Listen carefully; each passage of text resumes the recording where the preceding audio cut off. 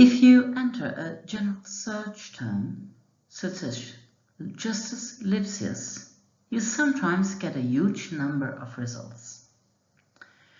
With this video, we want to show you how to efficiently select heritage documents from this result list.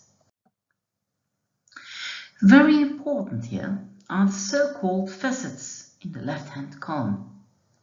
We start at the top with sort by.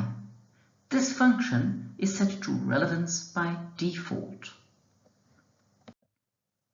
However, if you change this option to date oldest, you will get the oldest results first, and these are very often heritage documents. From this list, you can then make further refinements. For instance, you can also filter on the left on physical items.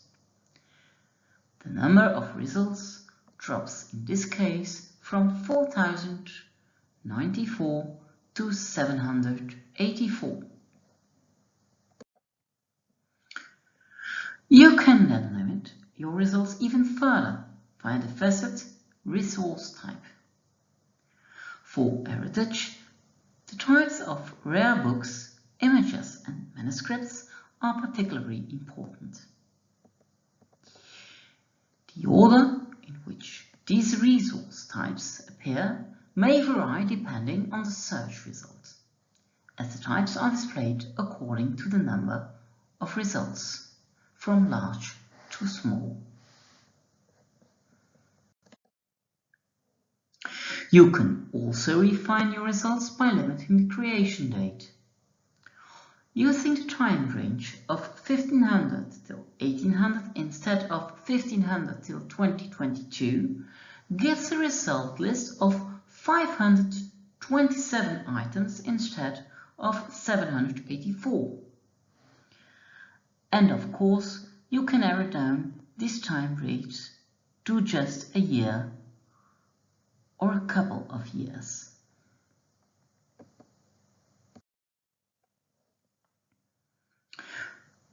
You can also limit the results to one specific library of KU Leuven Libraries.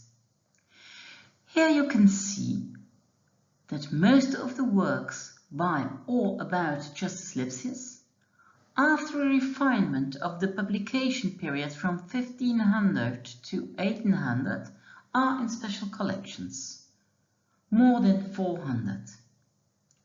Approximately 150 works are present in the Maritz-Zabel Library and in Aarhus University Library. Tweebergen too has a heritage collection, but as this example shows, no works by or about Justus Lipsius for the period 1500 till 1800. You can also select by language. This is often particularly useful if you search for works that are not written in Latin. A final possibility is to search by subject. However, you must be careful here, because not all heritage documents have been assigned a subject category or keyword, so the result list will not take into account the works without this specification.